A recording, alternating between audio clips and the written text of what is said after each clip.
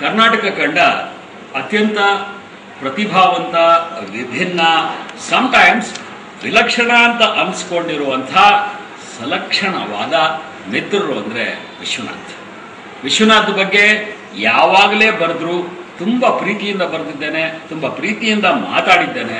ನಮ್ಮ ಭಿನ್ನಾಭಿಪ್ರಾಯಗಳು ಕೂಡ ಬಹಳ ಪ್ರೀತಿಯಿಂದನೇ ಉದ್ಭವವಾದಂಥವು.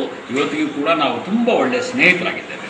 ಕರ್ನಾಟಕದ ರಾಜಕಾರಣದಲ್ಲಿ ಹಣ, ಜಾತಿ, ಗುಂಪುಗಾರಿಕೆ ಇವೆಲ್ಲವುಗಳನ್ನು ಮೀರಿ ನಿಜವಾಗಿಯೂ ಕೂಡ ಜನಕ್ಕೆ ಏನಾದರೂ ಸೇವೆ ಮಾಡಬೇಕು, ಸಹಾಯ ಮಾಡಬೇಕು ಅನ್ನುವಂತಹ ಒಂದು ಸ್ಪಿರಿಟ್ ಇಟ್ಕೊಂಡು ಕೆಲಸ ಮಾಡಿದಂಥ ಕೆಲವೇ ಅಪರೂಪದ ರಾಜಕಾರಣಿಗಳಲ್ಲಿ ನನ್ನ ಗೆಳೆಯರಾದಂಥ ವಿಶ್ವನಾಥ್ ಕೂಡ ಒಬ್ಬರು. ನಾವು ಬಹಳ ಹಳೆಯ ಸ್ನೇಹಿತರು. ಆದರೆ 1995ರಿಂದ ಈಚೆಗೆ ನಮ್ಮಿಬ್ಬರ ಸ್ನೇಹ ಬಹಳ ಗಾಢವಾಯಿತು, ಅರ್ಥಪೂರ್ಣವಾಯಿತು. ನಾವು ಒಬ್ರಿಗೊಬ್ಬರು ರಿಲೇಟ್ ಆಗೋದಕ್ಕೆ ಸಾಧ್ಯವಾಯಿತು ಅನ್ನೋ ಮಾತನ್ನು ಇಲ್ಲಿ ಹೇಳಕ್ಕೆ ಇಷ್ಟಪಡ್ತೇನೆ.